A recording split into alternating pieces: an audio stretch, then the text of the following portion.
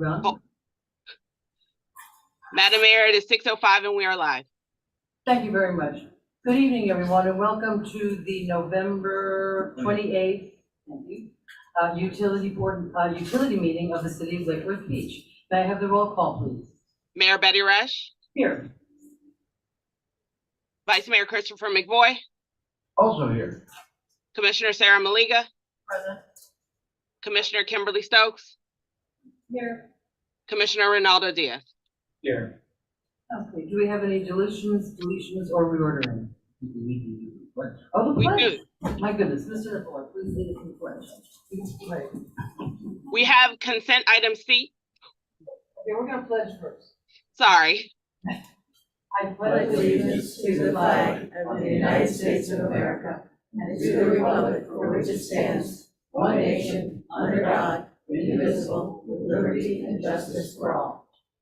Thank you.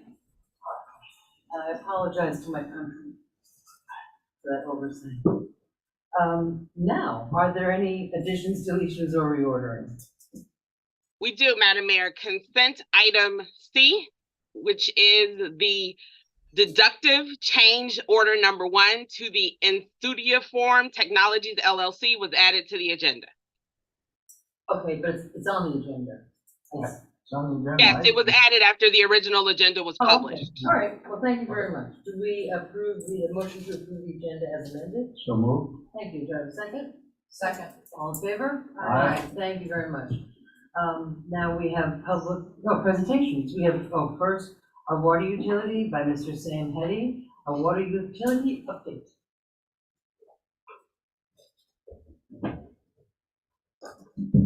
Yes.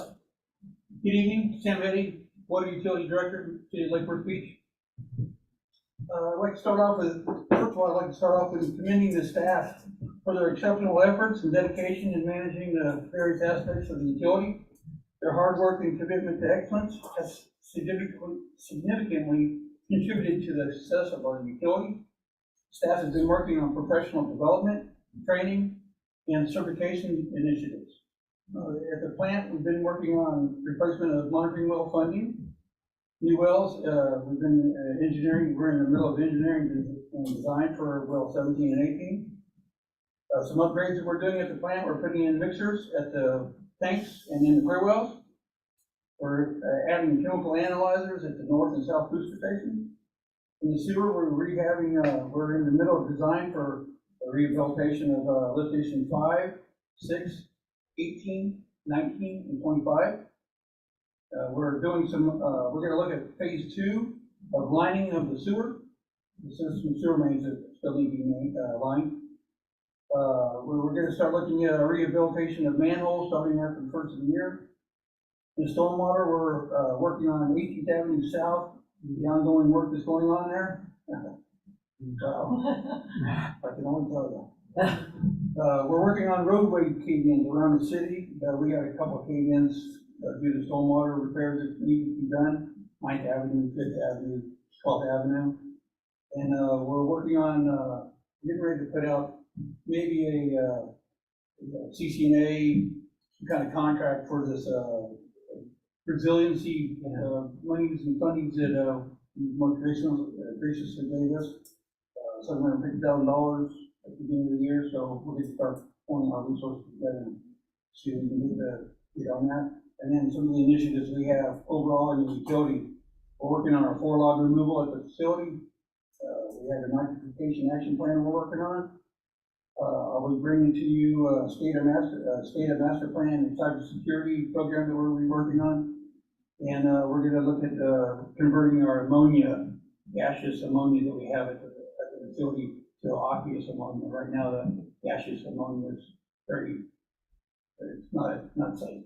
So it's much better than aqueous ammonia than gaseous ammonia. So at that point, that's what I have for the water utility. Thank you. Yeah. Any questions?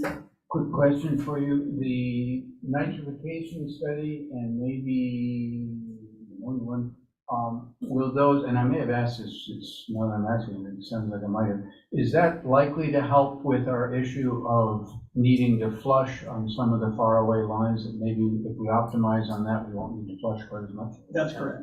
That's That's correct. That's exactly what it's for. Yeah, it's gonna give me water age in certain sections of the town.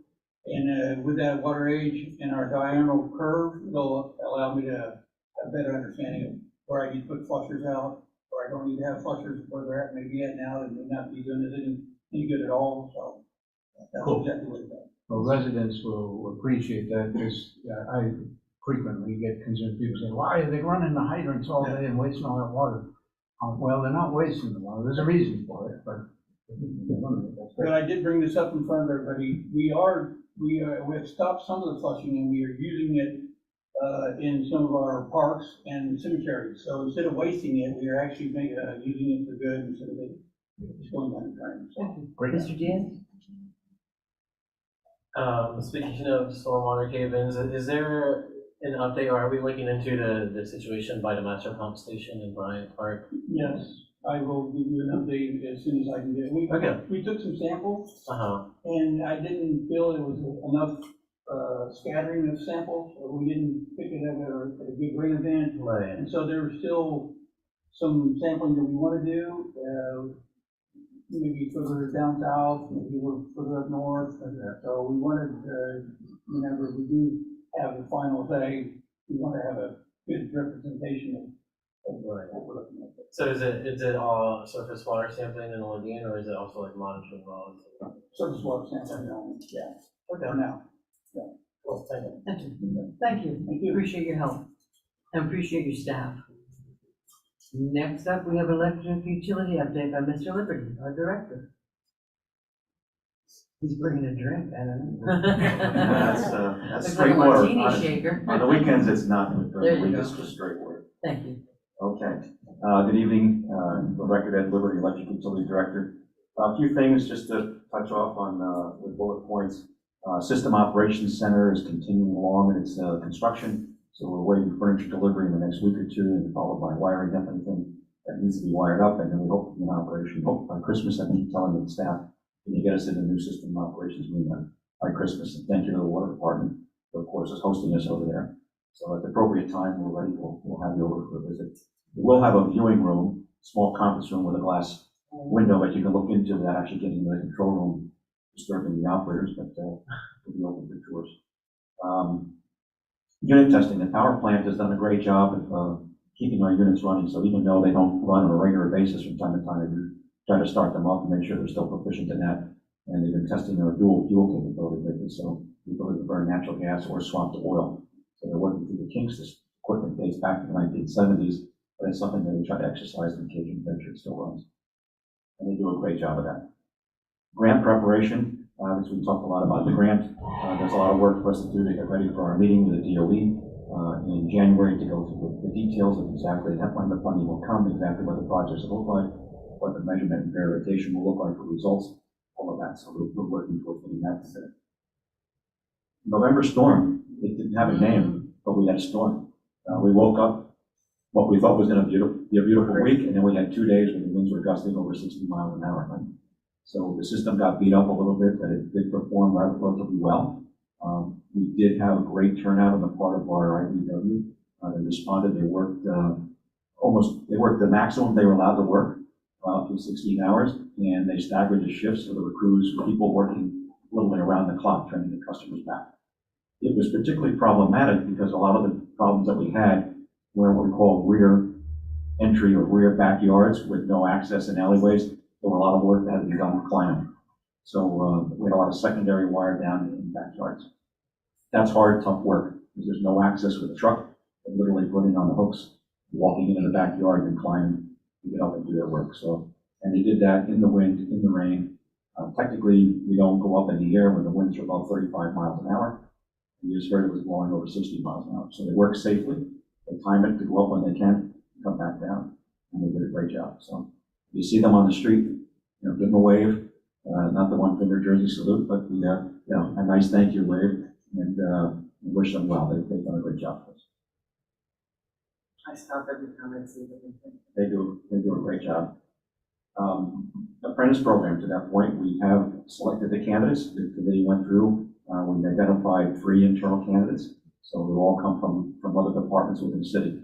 Good for us, good for the employees. I know it's tough for those departments because they're losing 3 good employees that are gonna come over to the electric utility, but the good thing is they're homegrown, they're coming from our own ranks, right in our own. Can you make an announcement of who they were? I could, but I don't have their names with them, but we will introduce them. When they formally enter the program, we'll bring them to our meeting and introduce them to you. We can do that probably at the January meeting because we don't have a December meeting. But we can introduce all 4 of them. We hired 3 in this round, and we had 1 that started a few months earlier. Sure, we can bring them all.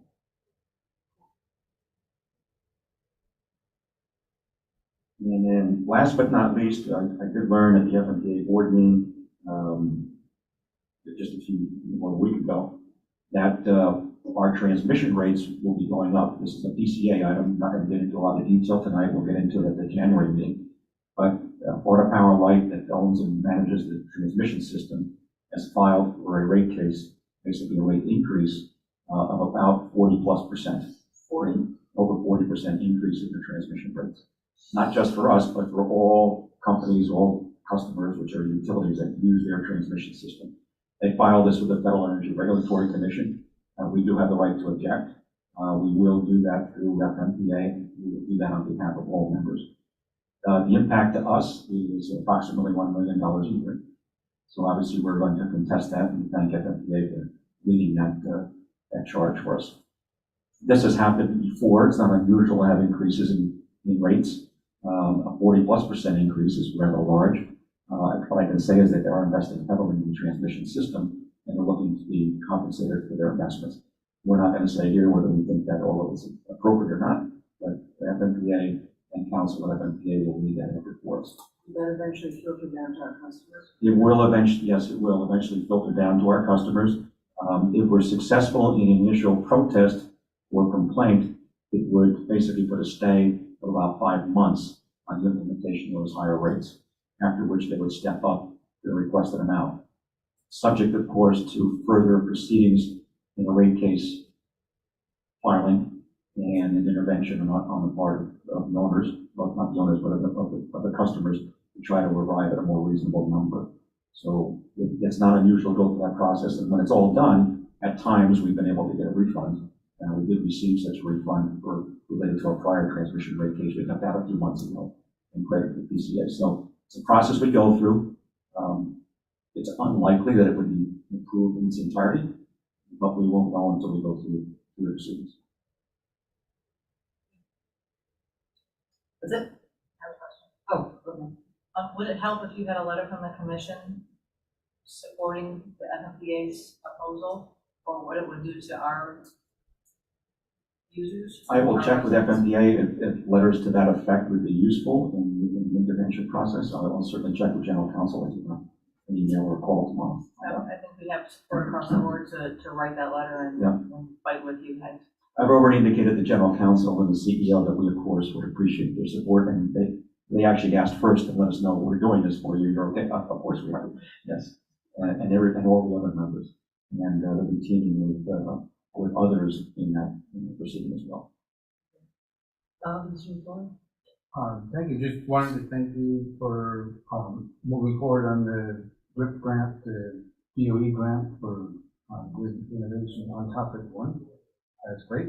And thank you also to the commission and you for the 4 apprentices. That's, I think, very helpful investment in our system's future. So we're doing that.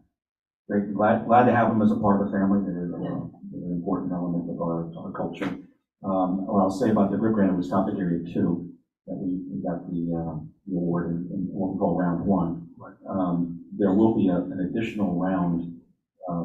So even though we were not awarded for Topic Area 1, we are now investigating our ability to reapply for the second round for Topic Area 1. So we'll take our lessons learned, which we've been encouraged to reapply, and we think we had a good application, but we'll tighten that up even more, and we'll look to reapply for Topic Area 1, round 2. Wonderful. Thank you so much. Appreciate it. That's it. That's it. Have a great meeting. Yeah. You mind if I? Oh, I thought you were saying something else. I'm sorry. Yeah. If you don't mind, if I could take this opportunity to introduce our new Assistant City Manager. Great time to do it. If I could take this pleasure to introduce Mr. Troy Perry, Come on up, Mr. Perry. who has joined us. He started last week on November 20th. And so since he was here, I wanted to say hello and welcome him to Lakewood Beach Ski. And so Mr. Perry comes with a wealth of senior leadership from the city of Riviera Beach. He is an retired fire chief, and he served in many senior capacities, leadership capacities, such as interim city manager, interim assistant to the city manager, and other leadership roles. So he's a seasoned professional local government manager and emergency professional. So I appreciate him joining us, and I'm excited for him to be part of the team. So do we. Thank you for coming aboard. Appreciate it. Thank you. Yeah, great. Never a dull moment.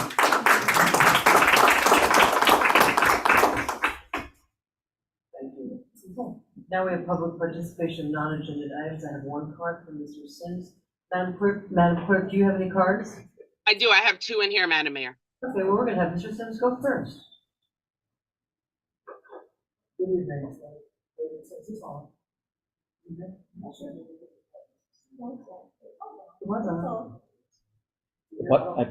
There's a button on the side.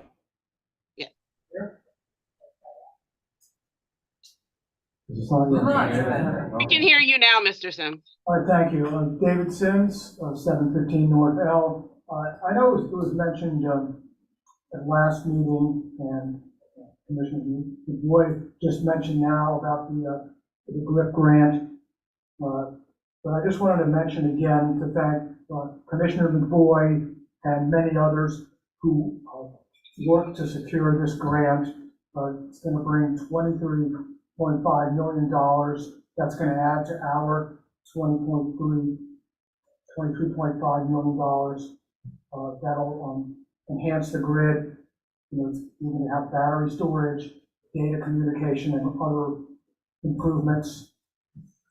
I know, many people worked on this grant, including Director Liberty, his assistant Sue Hay, many others. But I wanted to thank Commissioner McVoy for putting some extra time into to get the application in and to get the grant to be approved. Thank you. Thank you. Madam Clerk, you're up. My first comment is from Thomas Conboy at 30 South M Street. A huge thank you to Commissioner McVoy for staying up all night, writing a grant application to bring in a $24 million grant for microgrids in the city of Lake Worth Beach. This is a major accomplishment that will help the city greatly. The city truly appreciates your attention to detail and technology. Our city appreciates that you are bringing innovation to our electric utility. And then the second comment that I have is from Catherine Kohlmeyer at 503 First Avenue South. The awarding of the $23.4 million GRIP grant, as highlighted in the November 7th commission meeting, will have a huge positive impact on our city. A heartfelt thank you to all who worked for this, and a special thank you to Vice Mayor Christopher McVoy for his hard work in Tallahassee and his technical expertise in crafting the application. Those are the only comments I have on any item tonight, Madam Mayor. Thank you. I've just been handed one more by Ms. Peggy Fisher. Peggy Fisher, 8th Street, Lake Worth Beach. I'd like to thank Ed Liberty and his utility staff for everything they did to prepare and submit this grant that brought $23 million into the city. And they should all be thanked because they work hard every day for this city. And that's their job, and they do it very well. Thank you. All right. If I might, just to correct the record, I didn't stay up all night, but I was up till midnight and back at 6 the next morning. So we don't want to exaggerate. Okay, next up, we have approval of the minutes from October 30th. Do I have a motion? Motion to approve. Do I have a second? Second? All in favor? Aye. Okay, consent agenda. Do I have a, motion? Motion to approve? Do I have a second? Second. All in favor? Aye, thank you very much. Next is unfinished business, which says PCA discussion. So I'm gonna ask the clerk to keep a real close eye on the time. Bear in Yes, mind Madam Our half-hour limit. I don't know, there's no backup, I don't know where this is. I have some, but thank you, Madam City Manager, for passing me out some backup. I think we have some copies if we need them. There actually was backup 4 pages in the, Yeah. in the, In the agenda, but, yes, more here, and I believe we have some copies. Madam Mayor, I think Ms. Liberty is going to open up. I just wanted to say this is a, Cynthia, we got it. If anybody who's, I think some folks from the public might want it. Thank you. And just to let you know, we did upload them in the presentation folder if you wanted to have them on the screen in Chambers. Yeah, thank you. yes, I was going to mention that we did, the handouts that you have are on the backup on the website. And this is, Oh, we want to, you know, we need another copy. I realize I didn't.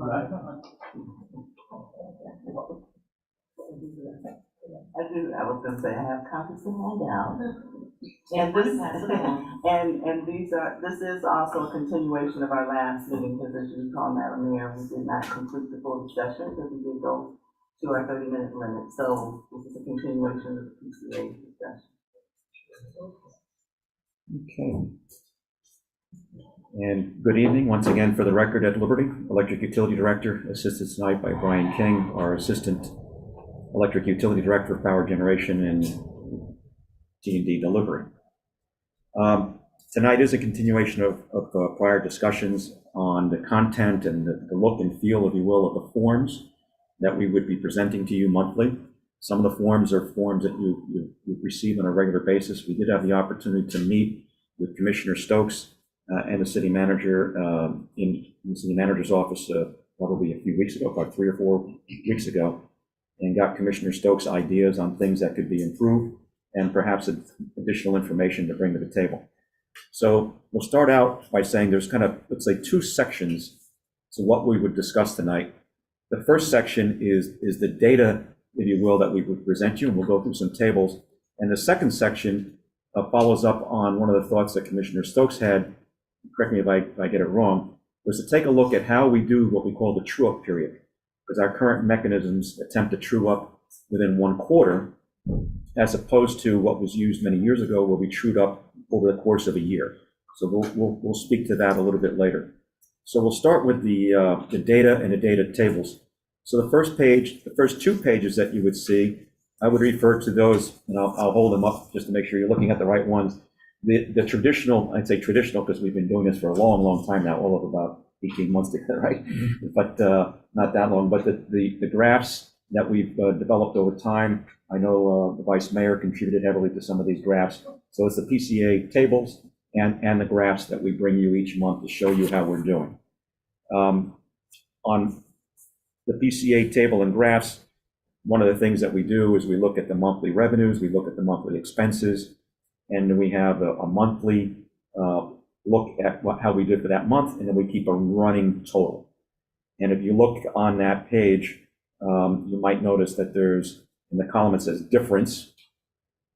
At the bottom of that column, you'll see a number of 3,659,073. We're not going to go into a lot of detail, but so what is that 3,000,006? Let's call it 3.7 million, 3.6 million. What is that? That's the total amount of difference between all of the PCA revenues and all of the PCA expenses that we've incurred month by month since December of 2021. It trues up to that we've collected $3.7 million more than we needed. So the question for the public might say, well, where is that money?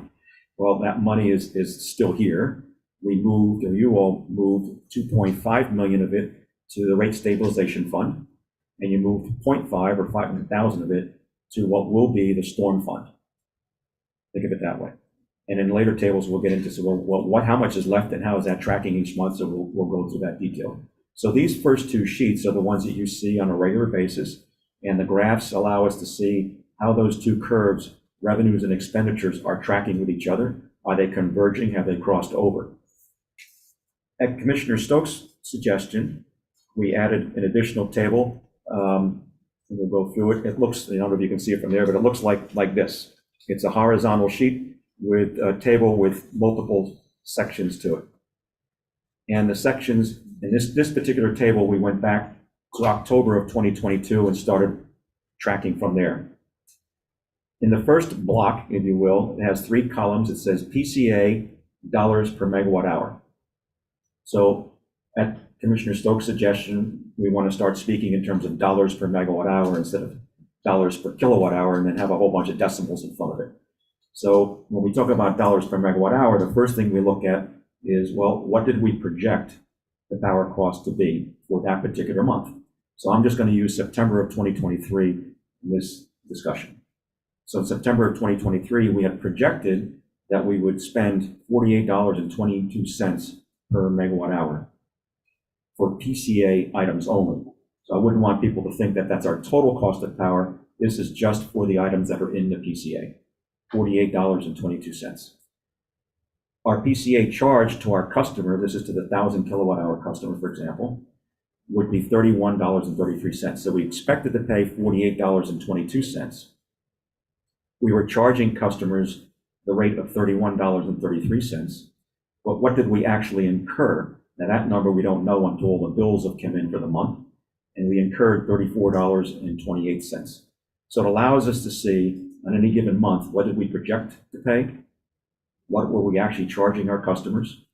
And what did we actually incur? I'm so excited to see this information. I really appreciate it. This is Thank you. very clear. After our conversations last a couple weeks ago, it became clear that just looking at the over-under every month wasn't the real indicator to help see, are we on track, are we charging appropriate costs of what we're paying? And this to me is like crystal clear. So thank you for listening. You're welcome. So what you'll find as we go through this data, it ties back to the data that we've been showing you every month, but it helps explain it in more detail. But it'll also raise questions. It'll have you going back and forth trying to understand it. My advice would be not to get too tied up in the numbers for any one month, because as you'll see as we go through this, the revenues and expenses don't occur in the same month. And I know you all understand it because you heard me explain it, but for the benefit of the public at home and people in the room, our revenues typically come in 30 to 60 or more days after we've incurred the expense, because we buy the power in real time, we deliver it to the homes. At some time during the month on a regular meter reading cycle, we read the meter, then we put the bill together, then the bill goes out to the customer, and upwards of perhaps 30 to 40 plus days, the cash actually comes in for that. So the revenue in these reports and all of our reporting is paid when paid. Think of it as cash accounting, right? It's not an accrual based on when the bill went out, it's when the cash actually came in. I see a couple lights. Would this be a good time to? Yes, we can break? answer, Okay, yes. Ms. Moore? Thank you. Director Liberty, thank you for always entertaining the city commission and our requests. My question is, for the third page that you just went over, why does it stop in September, but every other chart goes to October? Because we put this one together before we had the October numbers ready. The October numbers were finalized this afternoon, Okay. so we just got them. So that's the only reason. Correct, otherwise this, We should still be going off the original initial front page. right, but in the future, what we're gonna try to do is when we get to these meetings, recognizing that even if we don't have the data in time to meet the publishing, the deadline for the commission meeting. So, but we will try to bring you the data, even if it wasn't in the agenda, we'll try to get it to you updated at the meeting. Thank you. Mr. Boyd?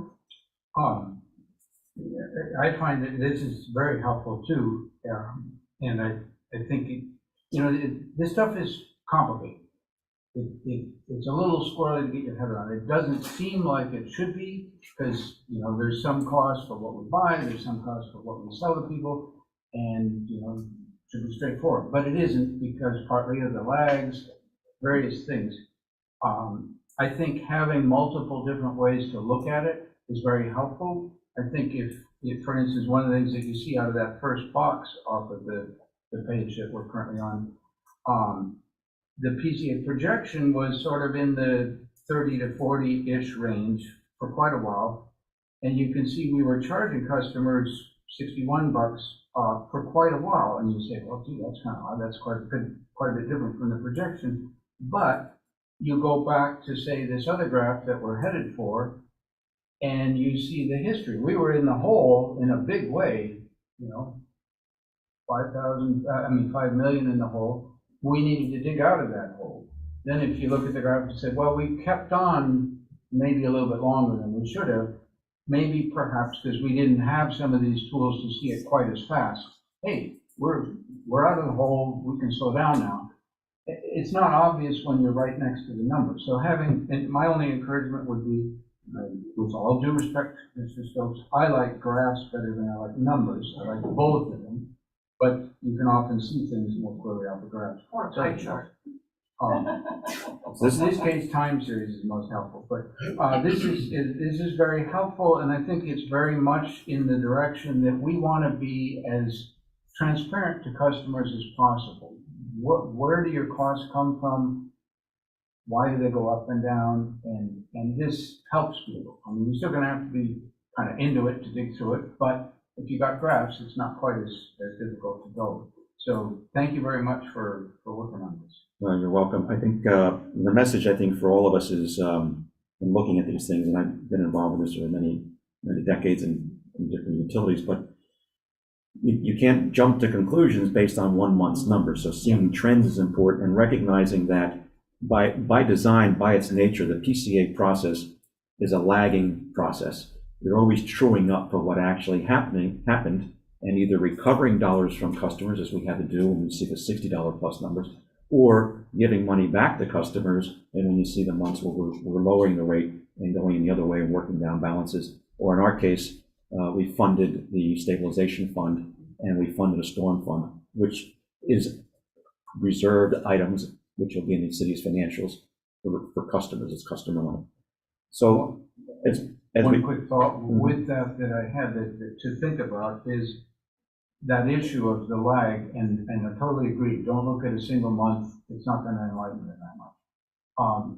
If we did some of these numbers as cumulative, would that help? It'd still have a lag, but it would smooth out some of the noise month to month, and you might be able to get more enlightenment out of doing them both month to month and cumulative. Just a thought. The cumulative rate? Cumulative on, yeah, I mean, it's a little squirrely because they are rates, but we have a mathematician, let her figure it out. You could do a rolling average. Something like that. You could do a 12-month rolling average or something like that. But Ms. Stokes? Yeah, maybe a line of estimate or something. But I think from the trends that are happening now we have this FPL transmission thing that we have to consider as we go forward. But if we were to continue on this trend in the next couple months, we would be hitting that $4 million kind of limit, and we'd be talking about bringing the rates down. And then the question is, what do we bring them down to, right? I think it's hard to just look at a true up amount or things like that to determine what should the new rate be when that time comes. But by seeing this data here, I think will give us insight too into that conversation where it's okay, what were we actually paying per megawatt hour the last 6 months? We paid 27, 31, 27, 41, 39, 34, and we can try to use that as one extra tool to kind of, and then obviously looking at the futures, which are also very unreliable. But seeing everything in terms of megawatt hour cost, dollars per megawatt hour is helpful there because that's what we're going to decide on. We're not going to decide on how much money we want to true up or not. We're going to decide on the rates. So that's why I thought they really need to see the rates. So I think this will help in a few months, and hopefully things continue the way they are, and we can talk about it. So to that point, when we look at the cumulatives, I'll point out that, and I know the Vice Mayor did some regression analysis, did some graphing of the expenses to natural gas costs, and I'll point out that there were, since we started tracking the PCA and this as a group together, we've had 6 credits to the PCA, right? So there were 4 corrections that were billing error corrections with OUC where we were refunded money back. There were 4 one-time payments, 4 payments that credited the PCA. We had a 5th one that was related to a contractual payment through FMPA related to solar that was credited to the PCA. And we had one for the outcome of a transmission rate case with FPL, which led to a refund to all of the participants, which we were one. So that went back to the PCA. So far in the history, we've had 6 occasions where we credited money back to PCA that came in from an outside source. So that'll throw the correlation off if you're looking at any one month. To your point, Commissioner Stokes, if you look at the traditional table, and you look at October of 2023, in the difference column, you see a number of 221,150. So that means that we grew our PCA balance by $221,000 in October after only having it grow by $6,885 in the prior month. Now I've seen the futures contracts prices have been dropping since we last set the PCA or last looked at PCA for adjustment. They continue to drop, which is unusual. Going into winter hasn't happened, but we see futures prices coming down. We don't have a December meeting, but we're still going to do this for ourselves. We will meet again in January. If this trend continues, I think that in January you may be looking to give serious consideration, either moving more to the stabilization fund or considering reducing the PCA. I don't want to jinx it, but so far that's the trend line that we see evolving looking at the futures. So back to the table that we were talking about a few minutes ago. No, we have one more. I'm sorry. Yeah. I think that's kind of a perfect segue that you just mentioned, comparing the futures. And I just want to point out, like, I really appreciate also, I think one thing that stands out, not just on the rates and the dollar value, but those sales, the projected and the actual, and then tying that to, global events, if you will, weather and climate and things that are going to drive that number. And I think that is, that's really helpful. It's really visual, and data is only effective based on how it's presented. And there's a really effective way of presenting it. And I'm just, really excited and kind of curious on seeing what this is going to look like in the future, like a year from now. We're going to have some really good data. We obviously have made some really significant changes since May. So, we have a few months, but it's not a full-on big picture. I think there's, I think the presentation earlier highlighted something that I'm really concerned about, which is, the surprise November storm wasn't too much of a surprise to some of us in the water world. It's like we were kind of expecting, because of El Nino, and, there's talk of extending a certain season until March, maybe even, because we just don't know. And those are things that affect us, especially up north. So this is it's really helpful, and it's really interesting to see like everything laid out in this way. Ms. Malenko. Thank you, Madam Mayor. So at the end of the day, after we've transferred all the money, we're looking at around $659,000 in the plus range, right? Correct. So we're going into snowbird season. We know more people are going to be here. Even though temperatures are going down, we have more usage. So I am in favor of continuing this path and not changing the PCA right now until we see what the next couple of months prove to us. Because if we can get closer to that $4 million mark just for that rainy day fund, right, that rate stabilization fund, I as a commissioner would feel better than having to go back to the community 4 months from now and say, well, I know we lowered it, but now we got to look at doing the opposite. Let's take advantage of the people who aren't here all year helping offset the temperature change and see where we are in the next couple of months. Mm-hmm. Thank you. So we talk a lot about, I'm known for using analogies, but think of the stabilization fund as a savings account, and then the working monthly account as our checking account. So that checking account in essence has $650,000 in it right now, but the savings account for the rainy day has got the $2.5 million, plus there's another $500,000 in that storm fund. So this table will show you the PCA sales, what we projected the sales to be in terms of megawatt hours. So how many units of energy did we expect to sell? And then you can then see the actual sales that came in. So again, if we look at September, we have projected 47,862 megawatt hours of energy to delivered to our customers, we actually experienced 46,468. So we over projected. You may see other months where we would under project. For example, if you look back to, was it May? We had projected 34,740. It turned out to be a very warm month. We wound up with 36,934. So same goes over to the expense box. We project the expense, and we show you the actual expense. The revenues get a little bit trickier because the revenues are subject to when the customers actually write the check and get it to us. So these revenues are, in essence, on a cash basis. It's when the cash actually came through the door, which did not happen, not always happen in the same month in which we incurred the expense.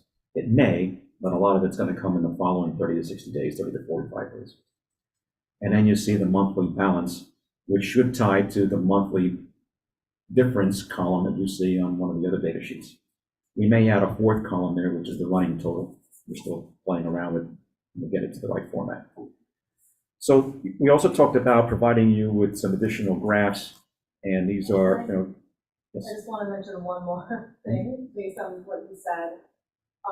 I agree with Vice Mayor having lots of different ways of looking at data is useful, but I do want to acknowledge that, and I may be too literal, but we're trying to charge our customers what we're paying, which is why I think looking at, when we were looking at the revenue and the lag in the revenue, and then maybe people that didn't pay, and all of that, it really made it muddier by looking at the revenue side. So this, we can certainly continue to look at that and watch the trends that happen there. I think that's useful, but I think looking at how much did we pay, that, and then how much did we charge is more literal to like the pass-through costs in my mind. So that's, I still prefer looking at the expense side over the revenue side when we're doing these analysis. That's a good way to look at it, but we have to keep in mind, though, is that when we're setting the rate, not only are we trying to catch up or adjust for what we over-collected or under-collected, but it's blended with the forecast of what we think we're going to need going forward, which is the next part of the discussion we'll get to in a few minutes. And that gets into the forecasting. And thank you. I agree, keep the multiple methods. I find this very helpful, and it's enlightening. I hadn't thought about it from this angle at all, but it is very helpful. I would love to encourage us to plot the first box, those three columns, projection, charge, and actual, plot those on the same graph.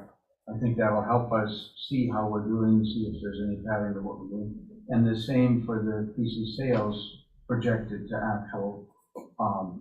Both of those, I think, will help us see it visually. And it's great to have 5 significant figures, but most of us can't see that.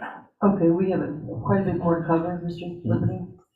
So the next. Well, let me just add, we have quite a bit more to cover. That was actually a question. Yep. Okay, Madam Clerk, how are we doing on time? You're at 24 minutes and 57 seconds. We've already spoken for 24 minutes? No, you elapsed 6 minutes of your 30-minut time with the questions. Yes, because we only time when you all are, not when Mr. Liberty is speaking, when you all are speaking to him. All right, thank you, appreciate it. That means there's no clock on it? No clock on it. I didn't say that, Mr. Liberty. Those were not my words. I think it could also be true for Mr. Liberty's brevity. Motion to approve. So we won't go into, and the next 3 graphs are graphs that attempt to show where we are. The total PCA funds is what's in the checking account and the savings account, if you will. We also will show you the rate stabilization fund balance. That number, as Brian King points out to me, isn't going to change unless you vote to put money in or take money out. So it's going to be the same number every month. But we can certainly give you that in a curve and have it against the ideal minimum or maximum you might want to see.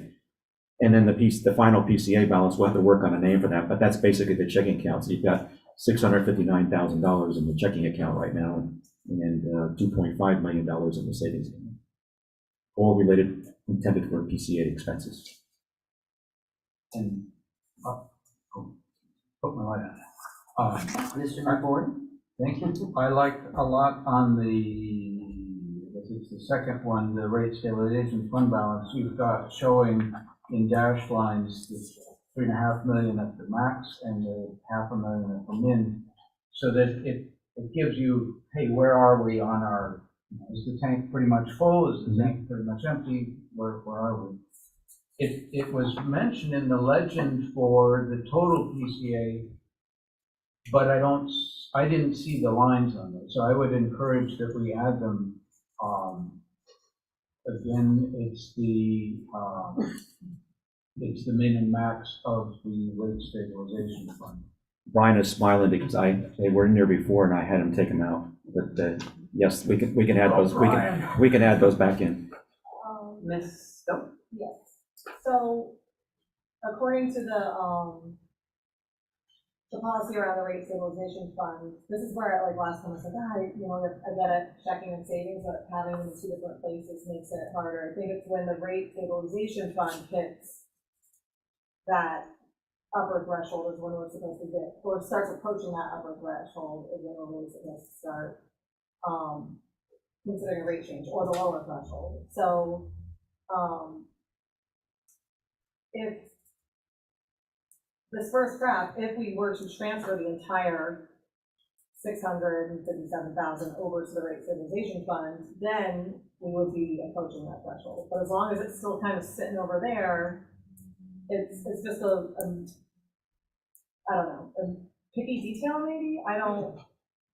I think having the two curves allows you to use some judgment and say, which way is it trending? For example, if one was staying flat, and you say, but the other one's trending down, you say, yeah, if I move it to the stabilization fund, it's trending down. Maybe I should just leave it alone.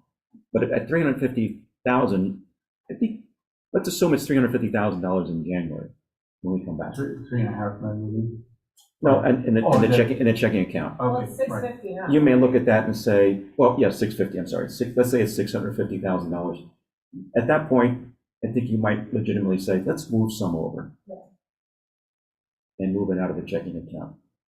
But didn't we discuss those were reasonable levels for both the stabilization and both of them? I mean, we came to an agreement on what levels we would want for each one, so why would we? You did, Mayor, but in all fairness, we grew by 220,000, 222,000 in the last month, since we last met. And I think we have 3 bins right now. We have, if I understand right, we have the rate stabilization fund that's supposed to be used to smooth out weirdnesses in the natural gas price. We have the storm fund that we've started and we're going to approve. And then we have what's sitting in the checking account. And I think what Commissioner Stokes is saying is, why the extra bin? Why not put it in, or maybe have a couple things in it or something, but put most of it in one of those other things, because then are we up near our top on the rate stabilization, or we ought to stop? We either ought to stop, lower our rate of collecting a little bit, or kick some over to the storm fund, although I think we kind of said that we were only going to do that once. That was kind of a one-shot deal. The storm ought to come from somewhere else. But having the 3 makes it a little harder to see what should we be doing. I mean, I think you can make arguments a lot of different ways. I don't know if there's one correct answer, but I see some argument for not having 3 bins, have 2. No, I mean, I'm okay with the idea of the checking account, but we never did land on an appropriate number. We said, there's whatever it was last time, 437,000 might actually start dipping into it because we were projected to pay a little bit more. I don't think we were expecting that number to continue to grow and grow and grow, but at some point, we're gonna have to move that over, and we just I don't have a good sense of what the ideal amount is in checking before we move over to savings. So we can add the dash lines back into that first graph, but as long as that money hasn't been moved over, it hasn't triggered that threshold yet. Mm-hmm. But it's still helpful. Some thoughts on that. I think $659,000, I think, is on the high side for the balance that I would suggest you have in that account. It's a healthy balance. I think it might be okay. That's why I said if we're at that same number in January, my advice would probably be to consider moving it. But it's a judgment call by you folks as a policy matter. I would probably, know what Yannick's thoughts might be, our finance director, but probably not want to be in a situation where we're transferring money in and out of a fund balance on a monthly basis. Maybe it's the type of thing where you all make a decision and move money over, or I view it as kind of a lockbox almost, that the money's there, as opposed to something where it's going to ebb and flow every month. That's kind of my view of it, but I would defer to Yannick on how practical it would be for him to move balances every month in or out. Ms. Malinga? Thank you, Madam Mayor. That's actually my question. What is the point? So we're at 659,000, but we're going into cooler times. And you're behind the 8 ball at 30 days of billing sometimes, right? 30 to 42 days. We Right, cut so off if at we're 42. going into cooler weather, but we have more people coming into town, my thought process is leave the $659,000 sitting there as a cushion, and then January come back and say, okay, November's come in, December's come in, all right, now you're at $900,000. Okay, maybe now we need to move $500,000. But if we come back and say, well, you're only at 300 now because people have been using less, I just think right now we're going into a whole different time of the year that we need to be cautionary. And to me, it doesn't make sense to move money, to have to move it back in 2 months, to move it back. It's like having an overdraft protection account. I just personally think that right now we need to just stay, let the money sit where it is, get through the next 2 months and see what our new numbers are. Were you suggesting moving it now? I wasn't suggesting changing. Okay, I that's wasn't I suggesting was moving hoping. anything or changing Okay. rates or anything. All right, Mr. Diaz? Yeah, I wouldn't suggest moving it either, because it's kind of nice having a little bit of a buffer and a lag time, and just because of the uncertainty of climate and demand and all that, and, as we see the numbers. And, my other thought, I just had a random thought. Something needs to happen if if we ever have a zero balance, like something needs to happen, because what are the odds of that happening, right?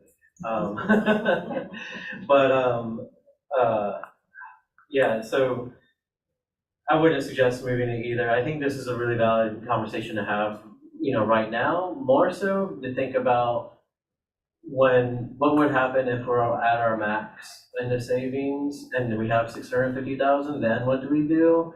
That discussion, I think, is I don't know if we want to wait until that situation happens, or if it happens, or if we want to talk about that now, because I think right now, we can go in either direction. We have a good padding. We have a place to put this 650,000.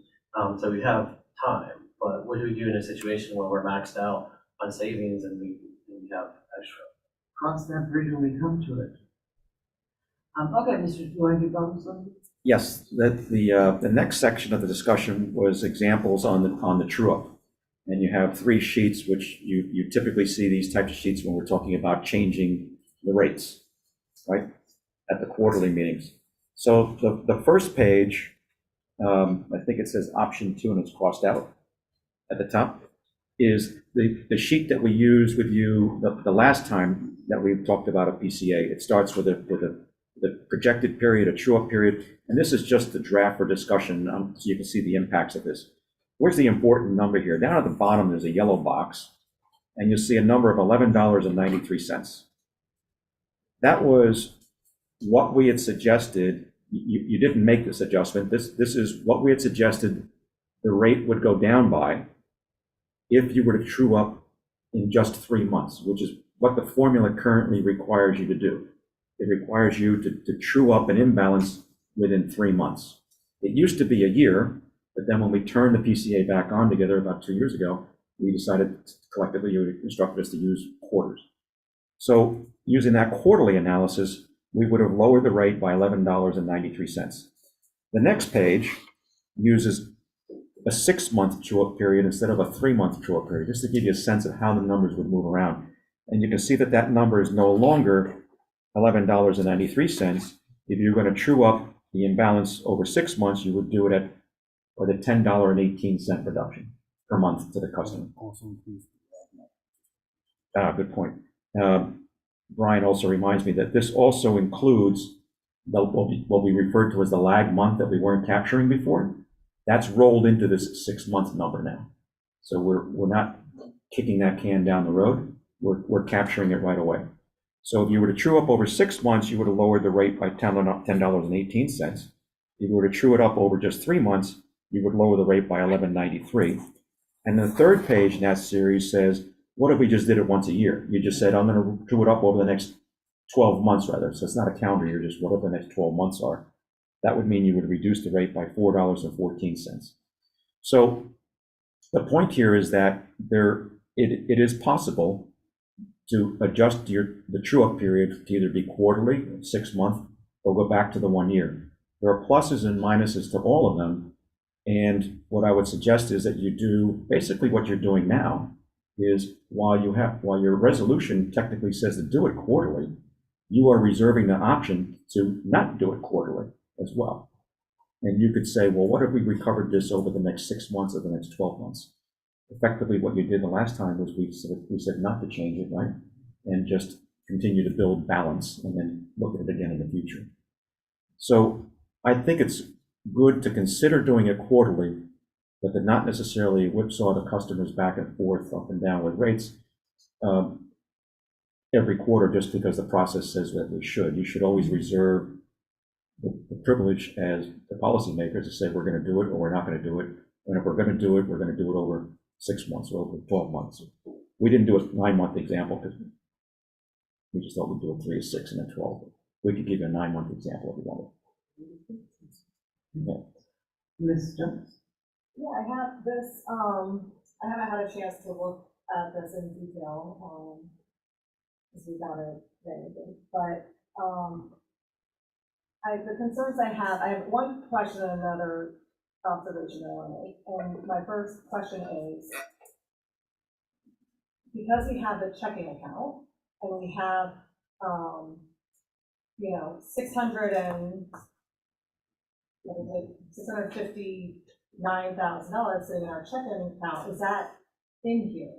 Because I have a feeling that it has been in the past, which has caused it to look like we should be lowering rates when it shouldn't. So if we're looking at number 2 is the prior true-up period, which is from December 2021 to July 2023, we're using that as our true-up, which was the $3.6 million, but we're only transferring $2.5 million over. If that extra amount's hanging out in here, it's basically telling us to lower rates when we shouldn't be, because it shouldn't be there, or it shouldn't be kind of off to the side or doing something else. But it's basically saying, oh, we think you're going to pay $1 million in energy, but you have $600,000 sitting in here, so you're really only going to pay $400,000 in energy, and you're going to divide that by the megawatt hours you're going to sell, and that's your rate. Where that's not the purpose of that. And so I think it's messing with these numbers. So in this case, particularly, it's telling us to, like, this formula is saying to true up in the next quarter, lower rates to 2150. But when we look at the table that we were just looking at, it says, well, what were we actually paying last month for energy? We were paying $34.28 a megawatt hour last month for energy, but because we had this checking account, I think, hanging out, not inflating, like deflating our numbers, it's telling us that we should be charging $21.50 per megawatt hour when we're paying 34, and I don't think anybody wants to do that. So that's like, I know we ran out of time in our one-on-one to really get into this formula, but those are the concerns I kind of have with this formula, is that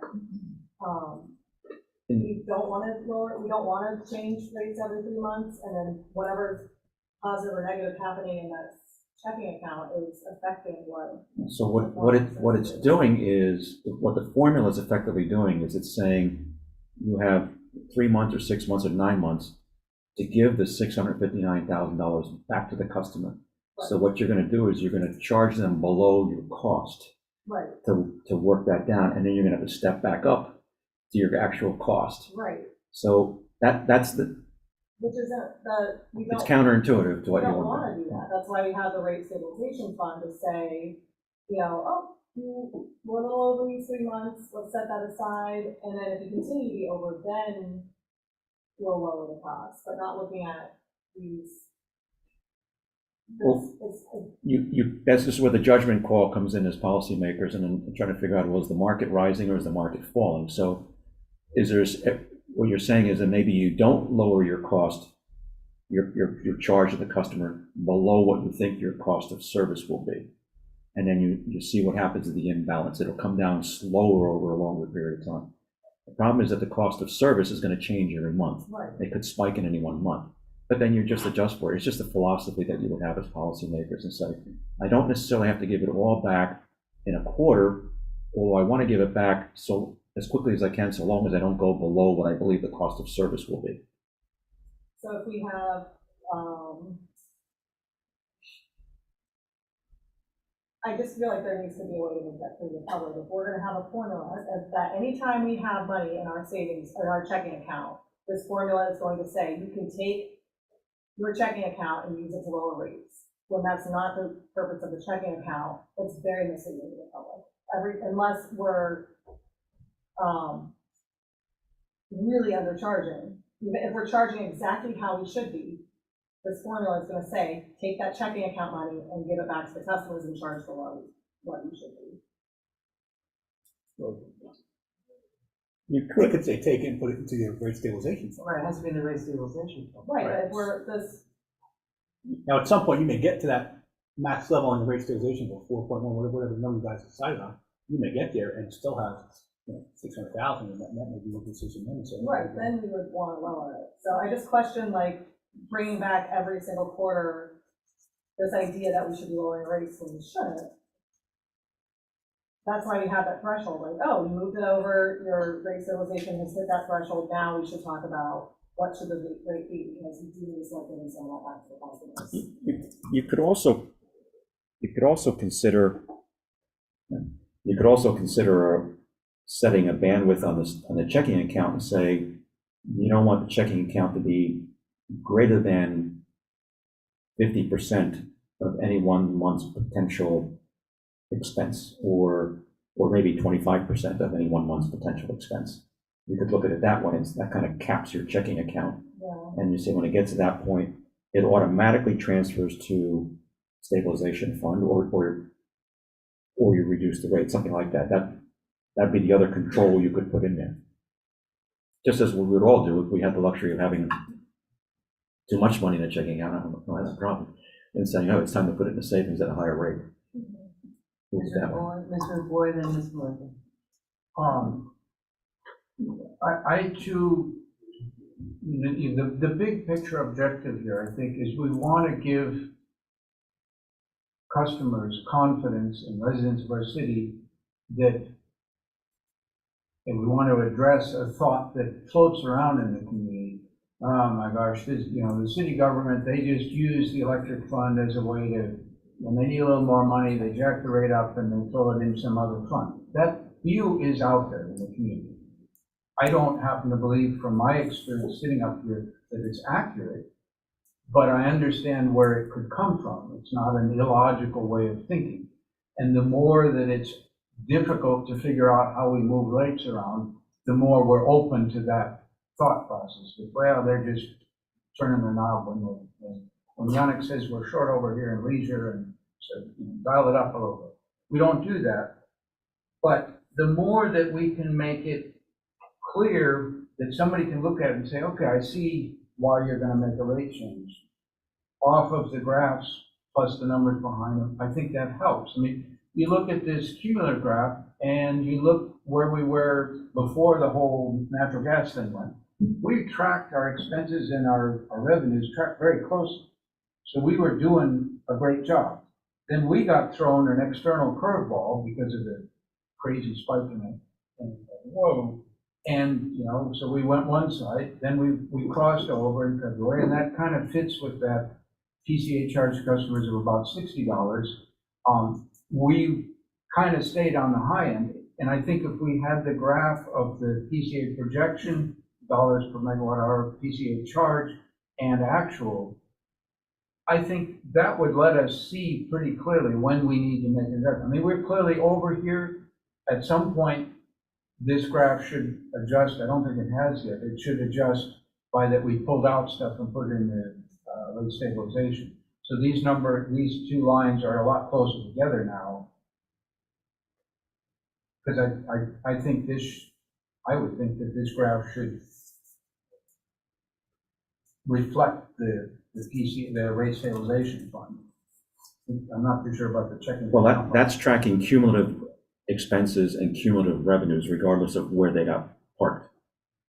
Yeah, maybe we want to think about, maybe you folks want to think about, should we, because that also gives a little misleading impression that we actually did bring those two closer together in a logical way. We moved it over into the fund, and maybe that ought to be on that graph. We didn't have that fund at the time I made this, but I think the same way, if we looked at that first box of the 3 columns, and maybe we want to work an algorithm off of that of how we adjust. And I think if we look at the graph of the second box, the PCA sales projected and actual, we're going to see that, to address Commissioner Malega's comment, that at different times of year, different things are happening. We're going to see, particularly if we graph that for a few years, back years, it is a very well-behaved curve. It follows temperature. And the temperature doesn't crazily differ from one year to the next. There's probably a steady trend upward. I think I actually saw it in the analysis when I was graphing that stuff. But it's not big on a year-to-year basis. But it's pretty predictable because we're mostly AC is most of our usage, and that happens when it's hot, and not right now. And so I think as we start getting used to looking at those graphs, we may find that there's a way to generate this formula, and it doesn't matter that much whether you're thinking about it on quarterly or 6 months or whatever. Working off the ongoing graph will give us pretty clear indication what we ought to do. And especially if you've got the graph of what the rate stabilization fund looks like. Though I agree with Brian, it's going to be kind of boring. Kind of sits there most of the time. But then you know what it is. That's my thought. Because I agree, I've always found the ones that we were just looking at, all the information is in there, but it is not something that the average person can easily figure out. How on earth did you get to 11? Whereas I think if we do some of these ongoing graph things, it'll be a little easier to see where we are. That's my thought. Thank you, Ms. Malega. Thank you. My question is, where's August? I've Before gone through this September. 3 different times. I'm like, why did we leave, why are we going from December of 21 to July of 23, and then starting in September to November? The projected period, we already know what our numbers were for September and October, so that's not projected any longer. And to me, I'm like, this isn't real numbers because we're missing a whole month of data. on Right, so this was to project, because what we're looking at was, this was what you guys saw in actuality the last time we came to you with PCA adjustment. And then the suggestion was, hey, what would it look like if we included the lag month, and then we had a 6-month projection and a 1-year projection? So we took the template, which is, hey, this is what you guys actually saw, and this is what that would actually look like if we did include that lag month, because we had the time to do it, because we didn't come, when this was originally So done. August is your lag month? It was for this particular one. For that particular. There's always a lag month in the quarter because you don't have the data in time for the meeting. No, I understand. So why wouldn't we use the projected period for November, December, January instead of September and October, which we already know the numbers? Those are projections. I think it was an exercise. Correct. It was an It was just exercise an to see example. how it would look. When we bring this back to the projected period, I personally would like to see projections 30 days and forward. So for the next quarter, the next 90 days, I think to me is more true projections. And back to the numbers that Commissioner Ford was actually just stating, I look at, there's a 20,000 megawatt hour sales difference between February of 23 and September. So we're looking at $1.35 million difference in revenues. That's huge. That's because February is about Right, your, which is why I'm saying, that's why I lowest like month. having the $659,000, a little bit of cushion there. Because if the trends stay the way they were last year, our revenues are gonna drop greatly, right? but also our expenses. Usually. Yeah. So it's the difference. But again, between people this. don't pay their bills right when they do, so it gives us a little bit Yeah. of cushion there. When we look at our budgets, and this kind of spills over into how the issue we're trying to do budgets, our big revenue months, really, especially for PCA, but certainly for base revenues, which is what pays a lot of it, it's June, July, August, September. That's the season, for making the big base dollars, if you will, to cover a lot of our base expenses. We see that. So we go into budget season trying to set these numbers for the year. We don't have all of the numbers in for this summer. We're trying to project what's going to happen next summer. Right, so I It just. becomes very difficult. I think because we want to start, even though we are looking at this monthly, quarterly to me is staying with the quarterly calendar. So if we could work on, I know we have a lag month in between, but for projections, I would like to see our actuals taken out of that and really truly project the next 3 months instead of using the actuals in there. Because to me, that's still not truing it up because we took half of the actuals, we combined it with the projected. Right, but it was, again, it was just an exercise to say, hey, what would it look like? But no, I get what you're saying. Right, but I'm saying when we bring this back for real time for us to make the decision, I think it needs to be more clear. Thank you. Madam Clerk, how are we doing for time? You have 5 minutes and 36 seconds left. All right. Speak accordingly. I just want to, the 6-month projection, I do like that. I do think because of the lag, like I said before, if we just say the lag doesn't make sense for the actual because we don't have the data yet, but it already happened, so we're not going to include it because it's not forward thinking, but we don't have the backward data, then it just disappears. So even though I think it's okay for the projected period to be, like right now we're in November, so if November was part of the projection, even though we're at the end of November, I think that's okay, because it should be a pretty close projection, because we have a lot of knowledge about what happens, maybe not the actual numbers yet, and then if we have to also swoop in October because we don't have the final numbers there, I still want it, but then we continue to go out. We don't just say October, November, December. We continue to go out January, February, March, but those get brought into it. So by doing the 6 months, I think it helps you make sure you're including everything that's in limbo, as well as the 3 months forward, too. But there's a little too like black and white. It doesn't belong there, it doesn't belong here. It gives it more of a balance. Yeah. Okay. Do we have an agreement that is to try to graph from these ones, keep the tables, but also graph them? Tick-tock. I think that would be enlightening. Agreed. You like spiral graphing with the video. No, good graphing programs are worth their weight. Okay, Mr. O'Grady, please say things that we won't have more than 4 minutes of comments. And that completes our discussion on this item. Thank you very much. All right. Moving right along. Now we are at new business, new business A. New business A, which is resolution 52-2023, establishment of an electric utility storm fund. Here comes our finance director. Good evening, Madam Mayor, my Vice Mayor, and City Commissioners. For the record, my name is Ryan Maher, Finance Director.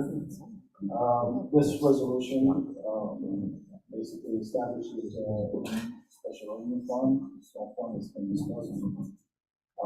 With the beginning balance of $500,000, which you have previously approved to transfer from the excess to the funds. Do I have a motion? Yeah, I have a motion. All right, let's have a motion in a second. Second. Motion to approve? No, I have a motion. Well, you have to motion something. Yes, can I make it? Well, go ahead. Motion to approve resolution number 52, 2023, to establish a new special revenue fund titled Electric Utility Storm Fund, which will be initially funded with $500,000 of PCA revenues available as of August 2023, and directing staff to bring to the commission a proposed mock-up for updating the customer bills to show the current monthly utility contribution, the customer's contribution, and the current fund balance. We had talked about doing that before. It's the idea of having a line item that people know, what are we doing with our rate stabilization fund? Where are we? How big is it? How much has the utility thrown into it? And what is it, the contribution that we're putting, that the customer's putting in? On behalf of the clerk, I would like to, you're adding something to this resolution. I slightly changed the language just to make it revenues available as of August 23rd, and then the direction to bring us a proposal for how to modify the customer bill show some of this. Again, that same idea of, let's make it as transparent as possible, what we're doing. Madam Clerk, did you get that? The motion is for a proposal to come back to commission as to address the fund balances on customer bills. Is that accurate? And the amount that we're putting in as utility and what the customer is putting in. It's basically, you know, we have line items on the bill. There's the PCA charge, there's the whatever charge, there's the customer charge. This would be, okay, this is what we're doing to put into that PCA lunch. And this month it might be zero for the customer. It might be zero that we're putting into the utility. Or maybe we put it, you know, maybe it's the last month. That's why I say it's a proposal. Think about it with the idea of we want customers to understand what we're doing and see where we are. How is our storm fund balance? How is our rate stabilization balance? So they're getting that information and they a little bit more clarity of what we're doing. I'm not saying I know exactly what's the best way to do it. That's what I'm saying, you know, bring us a proposal or two proposals or something So, as part of this process of establishing the fund. so that's really not a motion to approve this. I mean, you're saying have them come back with stuff. What, It's a motion to approve and provide direction to staff. when are we gonna provide that direction to staff? Right now, what you did. I guess I'm confused. I'm sorry, but I'm just confused. The exact language that you would like the motion to say would be helpful. Okay, want me to read it again? Yeah, Okay. slower, please. Oh, now, trying to keep it quicker. Move to approve resolution number 52, 2023, to establish a new special revenue fund titled Electric Utility Storm Fund, which will be initially funded with $500,000 of PCA revenues available as of August 2023, semicolon, and directing staff to bring to the commission a proposed mock-up for updating customer bills to show the current month's utility contribution, customer contribution, and current balance in the fund. Madam Attorney, that last part of it, you know, does that need to be in the resolution? It's just a question, does that need to be in the resolution, or would that just be direction to staff? It's not really a legal issue, but I recommend breaking the two issues out because the focus is whether or not to approve this resolution for the storm fund, and then how to represent that on customer bill when it's used to separate. Would be, that's what I'm thinking. I have no objection to the first part, but the second part is, you know, we will come back with staff and say, this is how we'd like you to do it, how do you propose to do it, rather than have it in the resolution. I don't think. No, it I needs to wouldn't be put it in the resolution, it's just in Well, but the that's what motion. you're just saying, putting it in the resolution. No, I That was was part of saying, your and motion. direct staff. It doesn't say anything, it says approve the resolution and provide direction to staff. So it's in the motion that you're combining. If you want Yeah, to make let's it break two it out. separate Yeah, motions, I'm okay. fine with that. Yeah, so the resolution would be to start with $500,000, and you say the last part again, sorry, without the second part.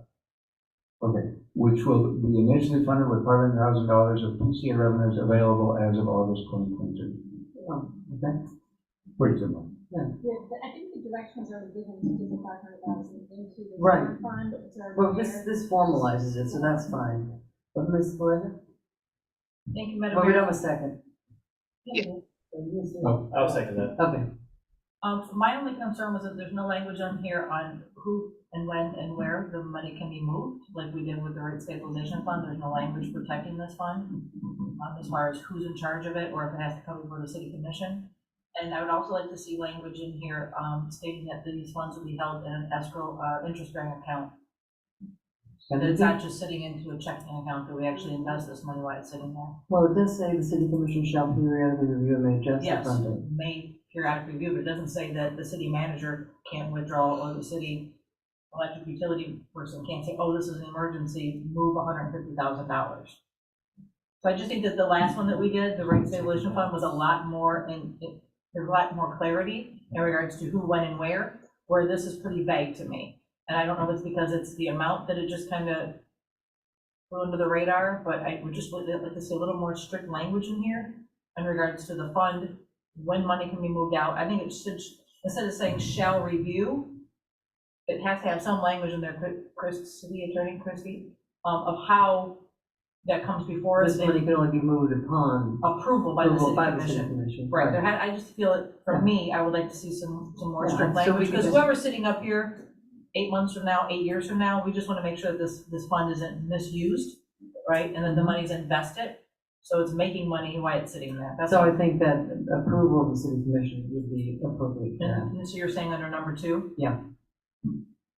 And then, is there anything in there I to, see, we've got a lot of lights on, we got a lot of talking. is there anything in here that She's we not could, done yet. that where you could add? Yeah, that's what I'm saying, add to number 2. But I'm saying also for the interest bearing account or investment account? Thank you. Any problems with that? Okay, who's next? Who's, Skip? My 2 comments coming into were similar, where, wanted to make sure that it has to come before the commission, and when I talked to the finance director today, we discussed more of like a reimbursement basis, because obviously there's a storm, then you have to come to us and ask to be reimbursed for that storm, and my question was along the same lines of how big it is.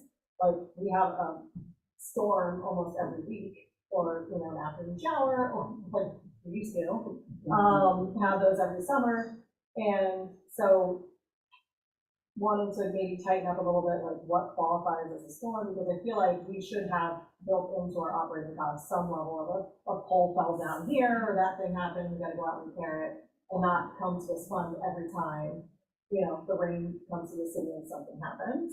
So one idea was that it could either be a named storm or something where there's like a declaration of emergency, that triggers this particular pot of money. So,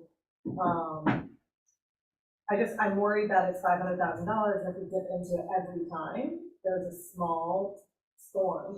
But it would have to It's be, gotta be on. it would have to be approved by the It does commission. need to I be mean, an approved by- unnamed storm tore here down It's, in 1988. it wasn't a declared emergency. Yeah. So, Wiped it right away. and then we're left with utility paid to fix it. No. Insurance. Maybe. That's why it's shorter than it used to be much longer. So I think I just want, I'm happy to approve this tonight, it definitely needs to come back to the commission. I don't see us, hopefully now that storm season's over. Bite your tongue. We won't need to dip into this for a little while, and we'll have some time to think a little bit more about strengthening what the actual purposes of this are, like how can we make it a little more clear? I don't think it's very clear. Well, where do we go from here? Mr. Diaz and Ms. Malega and, yeah. Mr. Diaz? I mean, I was gonna point out, so when I read subsection 2 and I see funding mechanism, I read that honestly really specifically as us putting money into it. And so I'm kind of okay with it as that. As far as Commissioner Stokes, how we spend the money on the other hand, far more complicated. I do not want to put any kind of blinders. I mean, certain things are easy. State of declaration, name storms, things like that are probably really easy as automatic triggering mechanisms, but as the last couple weeks have proved, not exactly entirely dependable to count on those sort of things. So putting in more black letter law, more policy on saying that how we're going to automatically spend this, I think is a little bit challenging. But also then the other side of that is if there is an emergency, if something needs to be built or fixed really fast, I also don't want us to be the roadblock. If we can't respond quick enough, we need the utility department to be able to make those decisions. So I don't know what the honest answer is to that. There's a difficult balance. Some of them are really easy. The state of emergency, name storms, I think those we can definitely put in there, but I think we should have probably a longer conversation about how do we, where do we draw that line? Because you guys need autonomy when something happens. I think to a degree. We use fund balance now, right? So this would be reimbursed, Reimbursed. or if we have to dip into the general fund or somebody else is reimbursing them. Right, the goal is bar fund, the electric fund goes bar fund, other funds, it's an emergency, yes. and we'll reimburse. Yannick, can you speak into the mic for me? Sorry. Yes. So I was saying that we could always borrow funds from the funds that have available resources. It's an emergency. And when we record an account, we have the usual form accounts so that we can at the end, once we reimburse the from start on the whole email. So how about some kind of language, and I see the both sides of it, at least two sides of it, that,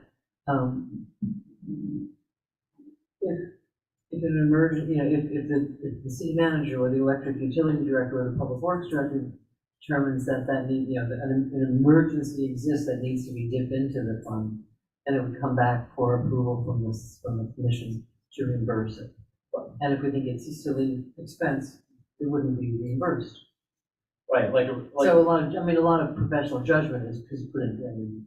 right, like a really specific example, when we have to mobilize our line people and we don't use them, that bill comes due later, and then we can make the decision, well, it is technically an emergency response to get all those people lined up and put in, but if we don't necessarily follow through with the emergency for lack of need, do we then dip into this fund? So that's kind of what I'm saying, is there's specific situations where it's not so automatic. Sometimes there might be a situation where we might need to, but I think it's a discussion that's worthy of having. So you would probably want to put some bounds on it. So for example, hey, we just had a rough weekend and we had to call people out, and we'd say, well, isn't that what your normal maintenance budget is for? So there's some amount of money. You wouldn't come to us. Right. Right. But then we take the other extreme, we have Irma. We can't absorb that because it's in the millions.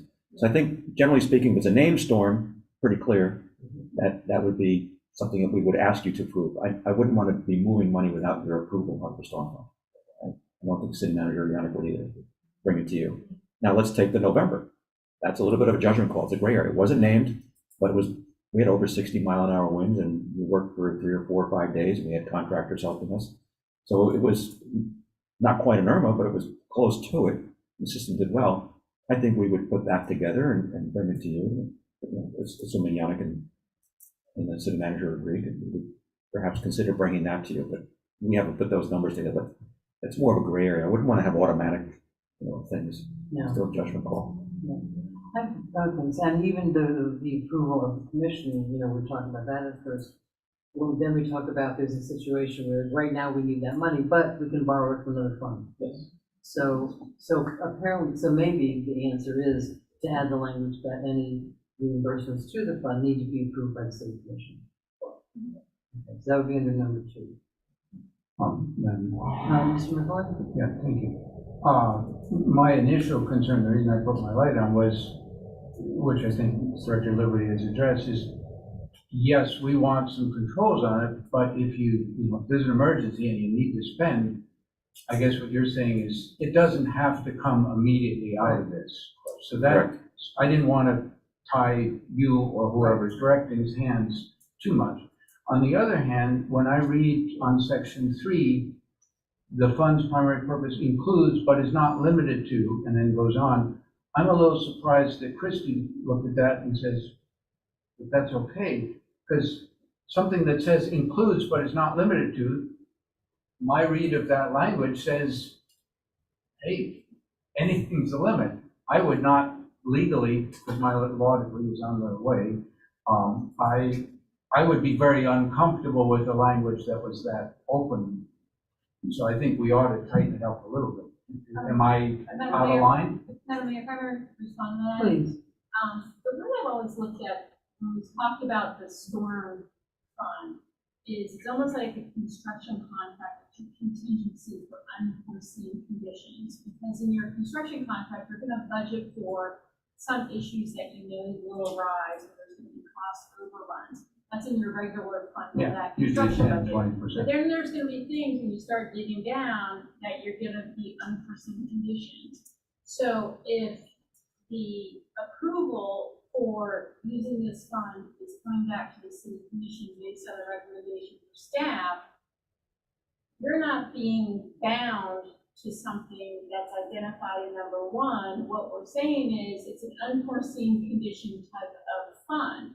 So if staff brings back a request to withdraw funds from the storm fund, and majority of the commission says, nah, we think this is something that should be in our regular budget, that we should handle with our regular funds, then fine, then it's denied and we'll find some other way to fund it.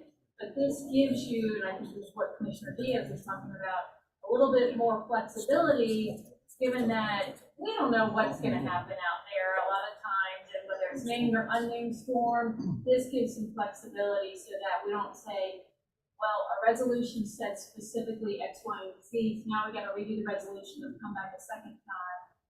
It's up to the commission's discretion and allows you guys to make that policy decision to move funds from this fund.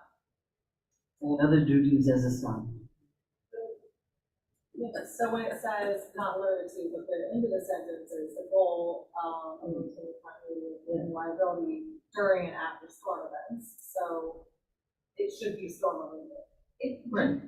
Does that make If clear you're enough? makes it pretty pretty clear. comfortable with it, I'll go with your comfort level. Okay, thank you. All I right, don't so, want to jinx it, but basically what we're looking at is the potential for like a truly catastrophic event. If that happens, that is going to absolutely tap out every credit card and whatnot, and we need to find money elsewhere. That's kind of the need for the flexibility. This is 500,000. Well, We'll need to well, talk later eventually- about how we actually put money into this fund. I have a motion and I have a second. All in favor? We're adding the condition that, Yes. is that part? I need withdrawal. In an interest-bearing account.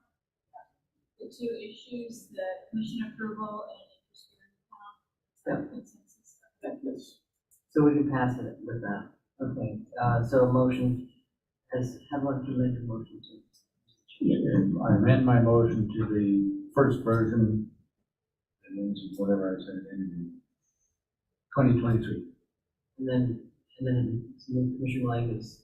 And with Commissioner Malega's suggestions on interest bearing and approval of the commission. You okay with that? Second. Yes, all right. All in favor? Aye. Thank you very much. B.